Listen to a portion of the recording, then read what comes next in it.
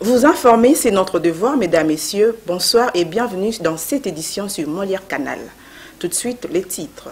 Au sommaire de cette édition, le ministre de la Communication et Médias, Patrick Mouyaya, a dépeint l'ambiguïté diplomatique de la communauté internationale face aux tueries à l'est de la RDC. C'était lors de son passage sur la chaîne TV5 Monde. Le gouverneur de la ville de Kinshasa, Daniel Bumba, a inspecté les bureaux de l'hôtel de ville ce mardi 15 juillet 2024. Blaise Kilimbalimba, commissaire adjoint de la police, est descendu sur le boulevard du 30 juin afin de faire respecter la loi routière ce mercredi 16 juillet 2024. Le porte-parole du gouvernement congolais, Patrick Mouyaya, a appelé ce lundi 15 juillet 2024, lors de son passage sur la chaîne TV5 Monde, à des sanctions concrètes de la communauté internationale contre le Rwanda sur la situation sécuritaire à l'est de la République démocratique du Congo. Et il a souligné la nécessité de sanctionner sévèrement le Rwanda pour les tueries à l'est. Suivez cet élément. Le porte-parole du gouvernement congolais, Patrick Mouyaya, a appelé lundi 15 juillet, lors de son passage sur TV5 Monde, à des sanctions concrètes de la communauté internationale contre le Rwanda. Lors de son intervention, Mouyaya a mis en lumière la situation sécuritaire en République démocratique du Congo et a souligné la nécessité des sanctions plus sévères à l'encontre de Kigali. Je souhaiterais que vous ne puissiez plus parler du M23. Vous avez lu les derniers rapports des experts des Nations Unies qui parlent de 4000 militaires rwandais. Ils sont même plus en nombre que les terroristes. Et dans les terroristes qui recrutent, ils recrutent, d'après le rapport, des enfants dans les camps de réfugiés au Rwanda et en Ouganda. J'avais envie de rigoler tout à l'heure en début de ces journaux lorsque vous nous montriez des élections au Rwanda avec deux candidats recyclés, des élections à vase clos. J'ai vu un observateur FPR, pas observateur Union européenne, ou de toutes les grandes institutions électorales qui sont connues. C'est tout dire du contexte politique qu'il y a là-bas. Et malheureusement, c'est des contextes politiques avec des velléités expansionnistes qu'on exporte en République démocratique du Congo. Parce que vous parlez de la trêve. Ce matin même, 3 enfants sont morts de bombardement venus du Rwanda et 6 autres ont été blessés. Mais lorsque vous observez, depuis que la trêve a été décrétée, nous nous assurons que nous faisons notre part parce qu'il est urgent pour nous de nous assurer que nous apportons l'appui qu'il faut aux populations déplacées, parce que c'était une trêve humanitaire au départ. C'est vous dire les niveaux de barbarie du régime rwandais qui, fort malheureusement, avec cette parodie d'élection, pourra penser continuer ses aventures. Mais pour revenir à votre question, le président de la République a dit que nous ferons de notre mieux pour récupérer chaque territoire. Évidemment que ça prend du temps parce qu'il y a des efforts qui sont en cours, notamment pour la montée en puissance de nos forces armées. Et je pense que dans les jours et les mois qui viennent, tout sera mis en œuvre pour récupérer chaque partie de notre territoire. Et les événements à Butembo que vous avez montrés illustrent la détermination de la population à travailler pour que cela soit une réalité dans les meilleurs délais. Patrick Mouyaya a également annoncé des initiatives majeures orchestrées par les présidents de la République visant à restaurer la paix dans le pays. Un accord de paix a récemment été signé avec toutes les notabilités locales pour stabiliser la région. Sur la question de Mobondo, il y a des grosses initiatives qui ont été pilotées notamment par le président de la République lui-même, qui a conduit récemment à une signature avec toutes les notabilités locales d'un accord de paix, parce qu'il fallait restaurer la paix dans cette partie du territoire. Et donc il existe fort malheureusement, il subsiste fort malheureusement des petits mouvements qui, à intervalles réguliers, essayent d'essaimer justement le meurtre et tous les, excusez-moi le terme, tous les massacres que vous avez abordés tout à l'heure, mais je puis vous rassurer que toutes les dispositions sont prises pour restaurer la sécurité dans cette partie du pays. Rentrons à Kinshasa où le gouverneur de la ville-province de Kinshasa, Daniel Bumba Lubaki, a visité les bureaux du bâtiment administratif de l'hôtel des villes de Kinshasa pour prendre connaissance de l'état dans lequel les agents travaillent. Suivez cet élément. Le gouvernorat provincial de Kinshasa, cabinet de l'autorité de la ville, se trouve dans un état de saleté extrême. Constat fait par le gouverneur Daniel Bumba lors d'une ronde effectuée ce lundi 15 juillet dans ces bâtiments. Ce degré de saleté trouvé au bureau même du gouverneur est à l'image de la ville de Kinshasa qui demeure insalubre. Toilettes sales, Toilettes de l'enfer, mauvaise odeur nauséabonde, saleté d'équipement de l'hôtel de ville, crasseux de mauvaises bactéries germes, déchets par-ci, par-là, etc., etc. Voilà à quoi ressemble le gouvernorat provincial de Kinshasa. L'on s'interroge comment l'ancien locataire de l'hôtel de ville de Kinshasa, à savoir Jean Tiningo Bila, a pu se laisser aller dans le non-entretien même de leurs toilettes. Parlons sécurité routière à présent, la police nationale congolaise lance une série de descentes chapeautées par les commissaires adjoints de la police Blaise Kilimbalimba au boulevard du 30 juin, ce mardi 15 juillet 2024, à l'idée de faire respecter la loi routière chez nos chauffeurs et les taxis-motos. Suivez cet élément d'Hervé Ngoy.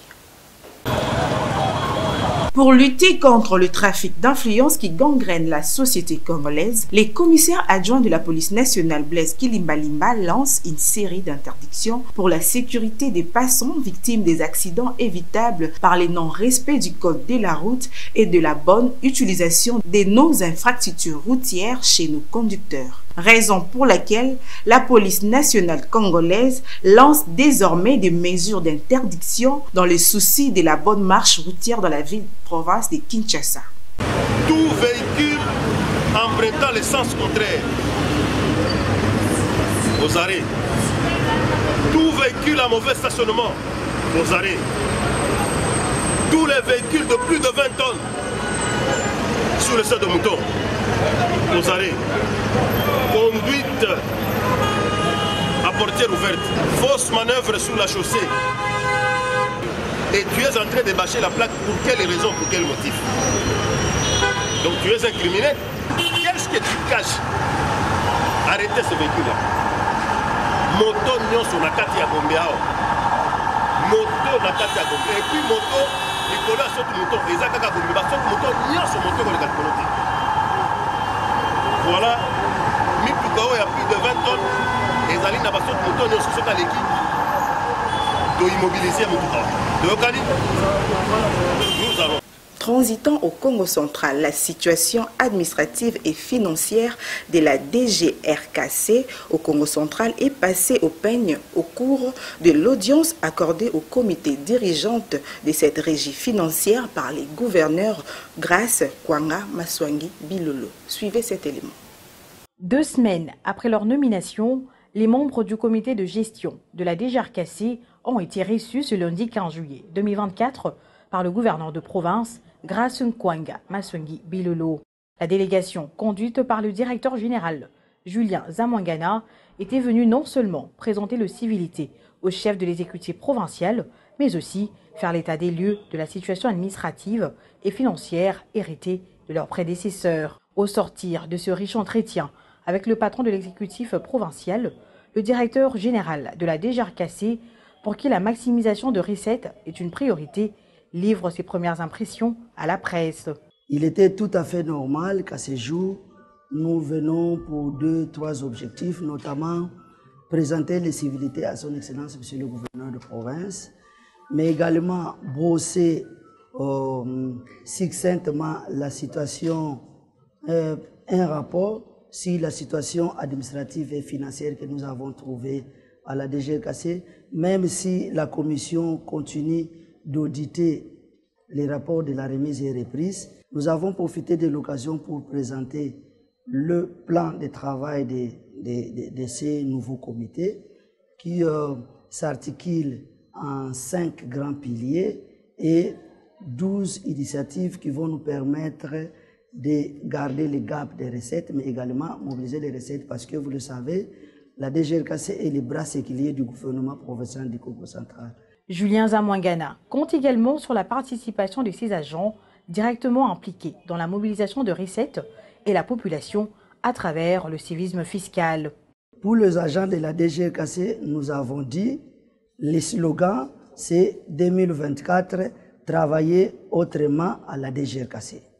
Pour la population du Congo central, nous leur avons dit, vous ne pouvez rien demander à son Excellence, Monsieur le gouverneur de province, si nous ne payons pas nos impôts. D'où la question du civisme fiscal qui est un impératif pour la mobilisation des recettes. Donc, Nankangwa Congo central, Beto Futa Bampaku, Samuna Banzila Bunga, baskulu na l'hôpital. Attentif, le gouverneur de province, Grace Bilolo, a invité le nouveau responsable de la Direction générale des recettes du Congo central à faire preuve de beaucoup d'habileté afin de mieux répondre aux attentes. Les bureaux de l'Assemblée provinciale du Nord Ubangi a entamé une série de visites parlementaires au sein des entreprises publiques de la province. C'était autour de la régie des voies aériennes Guadeloupe où Achille Kwango est allé pour s'enquérir de la situation qui prévaut dans cette entreprise. Suivez cet élément. C'est le tout premier président de l'organe délibérant du Nord Ubangi à organiser une série de visites parlementaires dans des entreprises publiques de la province. Après l'étape de l'Office des routes, l'OVD, vient le tour de la Régie des voies aériennes RVA Guadeloupe à recevoir une délégation du bureau de l'Assemblée provinciale du Nord Ubangi. Conduite par son président, Achille Kwambogoudakis, accompagné du questeur de cet organe délibérant Junior Wassassa, a visité ce vendredi 12 juillet les installations aéroportuaires situées à 5 km du centre-ville de Guadeloupe. Dans leur échange avec le commandant de cet aéroport, Arsène Lyongue Massia, les deux personnalités ont évoqué quelques points concernant notamment la réhabilitation de l'aéroport de Guadeloupe sur le plan technique, la spoliation de l'espace aéroportuaire et la gestion des accès à l'aéroport. Achille Kwambo s'est dit satisfait de l'accueil lui réservé et surtout de l'esprit de créativité du nouveau commandant d'aéroport. Ouais, c'est de la ville, étant donné que c'est la porte d'entrée. L'aéroport de Guadeloupe constitue la porte d'entrée dans la province. Et également, comme vous vous souviendrez, cet aéroport fut naguère un aéroport international. Et vous vous souviendrez également que quand il fut un aéroport international, il y avait tellement beaucoup de retombées que profitait la province. Et depuis ce temps, cet aéroport est réduit à un niveau tellement bas. Et automatiquement, nous sommes complètement enclavés. Faisant d'une pierre deux coups, le président de la première institution provinciale a également échangé avec les agents et cadres de cette régie. C'est une visite qui vient nous réconforter, a dit le commandant d'aéroport. Quelques mois après, je puis commencer à faire quelque chose, mais j'avais comme l'impression que je n'étais pas soutenu par les autorités politico-administratives de la province. Maintenant, je suis heureux que la première institution, représentée par le président de son bureau, est venu me voir et a posé un certain nombre de problèmes, de questions plutôt, auxquelles nous avons répondu. Donc mes impressions cette fois-là sont des questions de joie, parce que j'estime que je suis maintenant accompagné par les autorités politico-administratives de la province. Occasion pour le président de la délégation syndicale de la RVA Guadeloupe, Noël Issefo Ilela, d'évoquer les fameux dossiers d'arriérés des salaires et les manques de moyens de transport des agents obligés à parcourir une longue distance pour rejoindre les postes de travail. Il a par la même occasion salué les initiatives prises par le nouveau commandant d'aéroport allant dans le sens de rénover cet aéroport avec les moyens des bords. Notons que cette visite s'inscrit dans le cadre des activités parlementaires dans le but de permettre au bureau de l'Assemblée provinciale du Nord Ubangi d'avoir une idée nette et claire sur le fonctionnement des services publics de la province. Allons cette fois-ci dans la province de Tanganyika où l'on nous signale l'évasion de tous les détenus dans la prison centrale des Manono suite à une destruction de la fondation du lieu carcéral par les prisonniers évadés. Déjà, ces calvaires dépeint la situation sécuritaire à Manono. Suivez ces récits. Au total, 85 détenus se sont évadés de la prison centrale de Manono, située dans la province du Tanganyika, le dimanche 14 juillet 2024. La nouvelle a été confirmée lundi par l'administrateur intérimaire du territoire de Manono, Germain Mwamba. Il affirme que l'évasion s'est déroulée vers 20h05 locales. Voilà les 4 mètres que les détenus ils ont fait, ils ont trouvé, donc ça fait presque 4 jours, voire même 5 jours. Bon, on ne sait pas vraiment ce qui s'est passé ici à Manono. Attendez, je vous montre même des portes par où ils ont sorti, donc c'est comme ça. Voilà toutes les portes, ils sont presque abîmées. Donc sur 87 détenus, il n'y a personne. Voilà même des fenêtres, tout est abîmé, tout ils ont trouvé. Voilà là où ils passaient nuit. Donc il n'y a personne qui est resté. Il n'y a personne. Donc, on se demande maintenant, bientôt là, donc à Manono, il y aura de l'insécurité. Pourquoi? Parce que donc, tous les bandits mais armés, ils ont fui. Donc voilà. Donc, on est déjà maintenant en insécurité. Vous voyez, donc ils ont laissé les habits, tout consort, tout ce qui était resté là. On est venu faire juste le constat. Donc vous-même vous voyez, il n'y a personne sur 87 détenus. Il n'y a personne qui est là. Vous voyez, il y a seulement que des vides, à part les gens de l'ordre. Trop de saleté. Toutes les portes sont tellement ouvertes. J'espère que vous voyez. Il n'y a personne. Ça, c'est ça même la prison centrale de Manono. Je suis devant l'abbé Moïse, celui de la société civile. Et moi, c'est Dicta Mwamba, celui de la jeunesse, le vice-président. Je suis venu représenter Madame Brigitte qui est empêchée, qui est à Lubumbashi pour l'instant. J'espère que vous voyez, il y a un vide. Donc là, on est déjà dans l'insécurité. Ensuite, on se pose de multiples questions. Comment ces gens-là, ils trouvaient tant qu'il y avait les gens de l'ordre. Donc, c'est un peu ça. J'espère que vous voyez. Il y a seulement un vide partout dans toutes les chambres. Il y a vide. C'est désolant vraiment. C'est désolant de ce qui se passe ici à Manono. Là, on ne sait pas maintenant, on est obligé maintenant de se prendre en charge. Sinon, ça ne va pas vraiment. Ça ne va pas. Le mercredi 26 juin dernier, au moins 20 détenus, dont 16 civils et un militaire, s'est évadé de cette même maison carcérale. Moissy Fondation, une organisation non gouvernementale, vient d'organiser avec l'appui de la Robank une série de formations ce lundi 15 juillet 2024 sur la gestion financière des mamans maraîchères et des femmes commerçantes au vu de leur autonomisation dans la société. Images et reportages. C'est parti pour le lancement officiel de renforcement des capacités en gestion financière pour les mamans maraîchères. Moissy Fondation est une organisation non gouvernementale basée sur l'éducation et l'autonomisation de la femme, assiste, sensibilise et apporte une aide humanitaire aux filles mères, femmes maraîchères et j'en passe. Pour un accompagnement de la femme congolaise à réussir dans son épanouissement personnel, facteur du développement de notre pays. Éduquer une femme, c'est éduquer une nation, dit-on. C'est dans ces cadres qu'elle organise une formation de renforcement des capacités en gestion financière pour les mamans maraîchères en présence de Madame Rita Massingo, chargée des affaires sociales de la Robank. Nous avons accompagné ce programme, cette formation, dans le cadre de nos actions sociales, vous savez, dans le cadre de la politique avec les objectifs sociales des entreprises et également dans le cadre de l'autonomisation de la femme. C'est pour ça qu'on n'est pas resté insensible à l'appel de Moissy Fondation qui prône pour l'autonomisation de la femme. Donc nous partageons la conviction. Nous attendons de ces femmes des femmes autonomes, des femmes entrepreneurs, des femmes qui devraient lutter comme vous et moi, lutter contre l'analphabétisation. Les femmes maraîchères et commerçantes de Moissy Fondation seront outillées pendant 5 jours sur la gestion des finances, telle que l'a déclaré son initiatrice Berthe Chastry devant nos micros. On a pensé que pour ce mois de juin qui vient de passer, on devait normalement penser aux mamans maraîchères, comme il s'agit de l'indépendance. Alors la Fondation a tenu à collaborer avec des mamans en offrant une formation sur l'alphabétisation.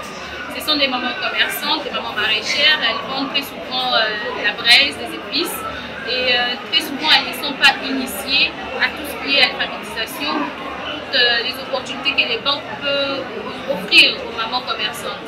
Alors c'est pourquoi en collaboration avec la Robank, on a initié ce programme de formation pour 5 jours pour qu'elles bénéficient normalement de cette formation sur l'alphabétisation, qu'elles apprennent à lire un tout petit peu, qu'elles soient initiées à l'écriture, pour qu'elles apprennent jusqu'à faire une décharge pour des montants de commerce. Alors, au moment, on leur demande juste d'être disponible. La fondation Mwasi Foundation donne multiples avantages en collaboration avec les mamans, les jeunes filles, les femmes aussi. Tout ce que nous prenons, c'est l'indépendance et l'autonomisation de la femme. Les perspectives à venir, c'est que nous voulons vraiment sortir différentes opportunités en collaboration avec les banques, les microfinances, pour pouvoir lever des montants, pour pouvoir accompagner les mamans commerçantes. Parce que nous le savons tous, c'est vrai que ce sont des petits commerces, mais elles arrivent à tenir leur foyer, elles arrivent à éduquer leurs enfants, à nourrir leurs enfants, et c'est quelque chose que nous voulons accompagner. Donc nous allons créer normalement, nous allons partir plus loin avec ces formations, nous allons toucher même les provinces, pourquoi pas. L'idéal c'est vraiment de couper les mamans, de mettre les mamans en groupe, de monter, de lever des fonds, de sortir de lever des fonds pour agrandir leur commerce, leur capital de commerce. Une page noire dans ces journaux. Suivez ces communiqués nécrologiques. Communiqué nécrologique. La famille Kikoka a la profonde douleur d'annoncer aux amis et connaissances, les ressortissants des Kimvula dans le Congo central, les décès de l'honorable député national honoraire et premier avocat général près de la Cour de cassation, Messieurs Kikoka Tony Getoni. Décès survenu ce samedi 13 juillet 2024 à Bruxelles. Les programmes des obsèques vous seront communiqués ultérieurement. Repose en paix Tony Kikoka, le grand Golo de Kimvula. Ce journal est complètement terminé, mesdames, messieurs. Merci de l'avoir suivi et nous vous disons au revoir.